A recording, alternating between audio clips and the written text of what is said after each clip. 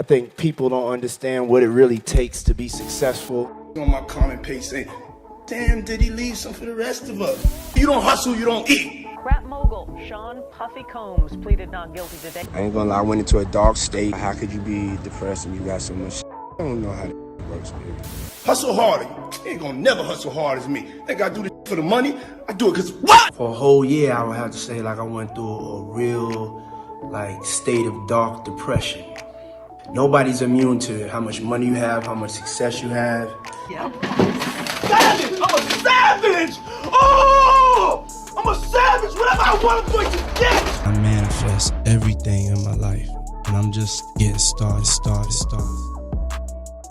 This is Sean Diddy Combs. In 2022, he made headlines as his net worth soared past the $1 billion mark. But here's where things get interesting. In the age of social media, it's become all too easy to get lost in the illusion of success. In this video, we delve into the true cost of success and the emotions that come with it. By using this 3-part mystery puzzle, we'll break down the stages of success, examining the life and career of Sean Combs along the way. Our goal is to answer one question: what is the price of success? This all starts with part 1, finding leverage. Most people perceive Diddy as a master at creating opportunity, but the truth is, he's actually mastered the art of leverage. Leverage can be categorized into 4 key components: knowledge, trust, relationships, and resources. Like a lot of people, after graduating high school, Diddy decided to go to college. However, despite starting in 1988, he wouldn't see a degree until 2014. But don't worry, I'll explain why later in this video.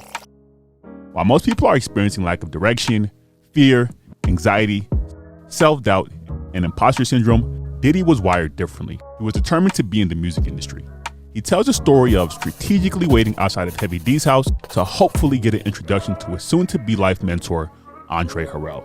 I remember I went from stalking him at the pizza shop to I used to just walk up and down that block to hope to see his car to be like, hey, what's up, man? Like I was on the block, but I got enough heart one day. I said, I'm just gonna walk up to his house.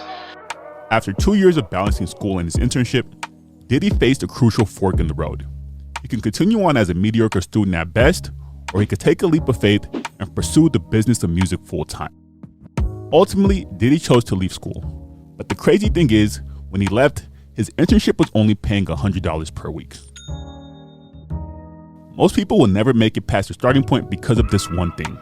They aren't willing to accept what comes with the journey. For most people, the reality of starting is taking a step backward. That means taking less money, ignoring family and financial pressures, downsizing your life, or even working for free. But that's the game. And should you choose to play it, you have to accept all that comes with it. For Diddy, the internship didn't even pay at first. He had to earn that. In fact, he just started showing up and working for 2 months before he was even offered the free internship. Eventually, Diddy would be promoted to an A&R executive. That's the person responsible for scouting and nurturing talent. As an A&R, Diddy got to develop some amazing talent like Mary J. Blige. But that's when things got difficult. While working with Mary, they couldn't find someone to make the sound that they were looking for. So Diddy took it upon himself to learn how to produce and make the records himself. Within 3 years, Diddy had gone from starving intern to A&R executive to one of the biggest producers in music. Unfortunately, success is a double-edged sword. After 3 years at Uptown Records, Diddy's uncontrollable ego would lead to his demise. He was ultimately fired by his mentor Andre Harrell in a move that would forever change the trajectory of his life. This would be the spark to a 15-year run of setbacks that we're about to explore. But first, here's the silver lining. Diddy managed to extract valuable lessons from his time at Uptown.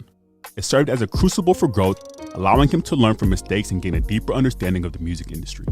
The experience fostered trust, solidified his reputation, and fostered important connections that would shape his future ventures. Yet, despite being one of the hottest producers in the game, Diddy found himself in a dark place mentally. I got fired from that first job that I got with Andre Harrell, but some of you may not know how scared I was. My girlfriend was 8.5 months pregnant with my first baby. I bought a brand new house in Scarsdale that I could not afford, so I found myself sitting alone in my bedroom and asking myself the question, what are you gonna do now? It was now his turn to face fear, anxiety, self-doubt, and even financial insecurity. which brings us to stage 2, embracing discomfort. Fortunately for Diddy, after being fired in 1993, he secured a partnership with Arista Records to fund the start of Bad Boy. Craig Mack and the Notorious B.I.G. would be his first 2 signings. Now, this is something most people don't realize, but when Diddy signed them, he was only 23 years old at the time. Craig Mack was 23 and B.I.G. was 21. They were all age mates. As they were experiencing life for the first time, so was Diddy. That same year, Diddy would go on to have his first son. In 1994, both Craig Mack and the Notorious B.I.G. released critically acclaimed albums, but tensions were rising behind the scenes. Despite the significant investment of time and money into Craig Mack, he would eventually part ways with the label. That same year, Tupac was shot at Quad Studios, which would ultimately lead to this moment. Any artist out there want to be an artist and want to stay a star, don't want to have to worry about the executive producer trying to be all in the video, all on the record, dancing. Come to Death Row. The official spark of the East Coast West Coast saga. During this tumultuous period, Diddy and Big would also begin to butt heads. In my opinion, these early challenges motivated Diddy to step into the limelight as an artist. Why continue investing in the challenges of others when you can invest in yourself and trust that you'll make the right decision? It's understandable how being age mates with your boss can lead to feelings of resentment and disagreements. Unfortunately, this saga would reach a tragic conclusion in 1997 with the untimely death of the Notorious B.I.G. Music industry sources on the West Coast suspect that Small's death may in some way be payback for the September killing of rap star Tupac Shakur. The show had to continue. That same year, despite having to grieve the loss of his friend and artist, Diddy would go on to release his first and biggest album. By 1997, Bad Boy had amassed a roster full of talent like Mace and The Lox. Fortunately, Diddy's investment in Mace paid off, as Mace achieved remarkable commercial success with his debut album. However, like Craig Mack, Mace wouldn't stick around for a second album. Diddy was at a crossroad once again, except this time, he decided he would diversify his operation by investing into the world of fashion with the brand Sean John. But here's where things get worse. By 1999, Bad Boy Records experienced a notable decline in commercial success, resulting in a decline in revenue. Despite the dwindling income, Diddy faced mounting financial obligations as he found himself entangled in legal battles stemming from beating Steve Stout and a club shooting. He settled with Steve Stout for $500,000 and would spend the next year and a half fighting the shooting case in court. Finally, in 2001, the case came to a close. It was during that same year that Diddy made his acting debut, marking his third foray outside the music industry. However, his ventures within music continued to decline. By 2002, Arista Records decided to end their partnership with Bad Boy. Diddy was now back at square one.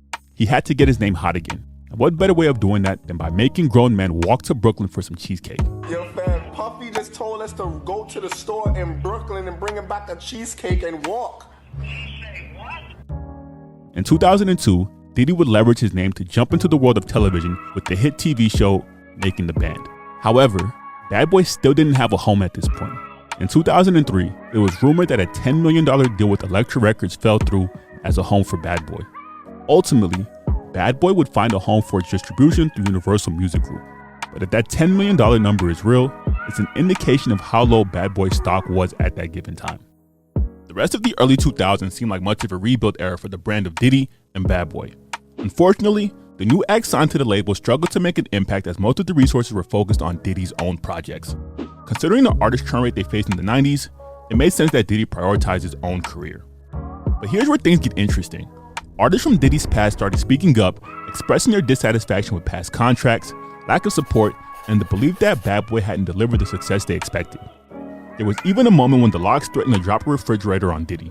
Daddy, cause last time I saw you, I told you, let's get together, let's talk. All that on the refrigerator and you gonna kill, you ain't killing nobody, man. You know what I'm saying? We businessmen.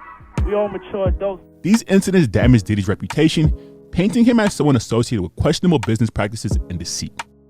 Unfortunately, this negative perception surrounding Diddy and the label has discouraged many potential signings. It's a reminder of how important reputation is in any industry. Diddy now had to navigate the fallout from these past issues and work towards rebuilding trust. In 2007, Diddy found gold when he partnered with Ciroc. But in true Puff fashion, that partnership would be marred the following year when the economy crashed. Diddy claims to have lost around $30 million at the time. No, I had like took a bloodbath with Sean John. I had lost 30. That was like a crazy time, but you know, we made it through. And that's part of it. That's part of the hustle, man. You got good days, you got bad days. As a result, he was forced to cut certain luxuries. He even documented himself on his first flight back on a commercial plane. Your boy Diddy, right now is on American Airlines. Look, can you believe this? I'm actually flying commercial. Nothing in this video would make sense without this third and final stage, balancing sacrifice and happiness. You see, in life, we all have to determine how much is enough. At what point can you take a step back and decide to walk in a different direction? In my opinion, the answer lies somewhere in the balance of sacrifice and happiness. Sacrifice extends far beyond missing events or skipping trips. It entails a profound commitment to your dreams that requires you to watch loved ones and friendships go on without you and be accepting of it.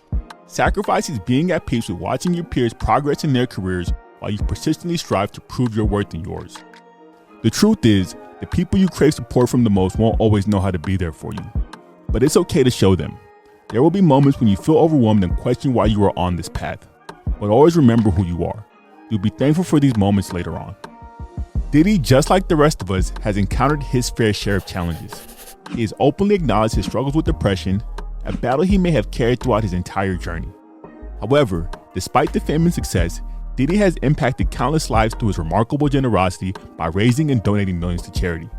It's the fulfillment derived from such acts that truly fills someone with happiness. Life has a way of coming full circle. Even though Diddy didn't complete his college degree, his life's work in philanthropy led to him receiving an honorary PhD, a testament to his extraordinary journey. Unfortunately, life doesn't wait for us to live. We can never regain the moments we miss. Our loved ones and mentors pass away, children grow up, people move on, and our bodies undergo transformations. What most people fail to realize is that success is not a destination. Success is the ability to wake up every day with a sense of purpose and pursue a goal. Your success is not diminished during your hard parts. It only strengthens. The people who laugh at where you are currently would applaud if they understood what you had to overcome to get here. So keep taking risks, embrace the challenges, and never lose sight of the fire that burns within you. Remember, if you get to wake up every day and pursue something you love, you won already. Do you know how powerful you are? Do you know how powerful you are? You see, when you're in that darkness, you want to sit there and wait for the light to come.